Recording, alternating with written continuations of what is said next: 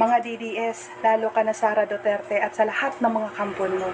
Ito, isang napakalaking sampal na naman at kahihiyan galing mismo sa presidente ng Amerika na si Donald Trump. Tingnan mo, panoorin mo kung gaano kasakit ang salitang binitawan ni Trump sa Duterte administration.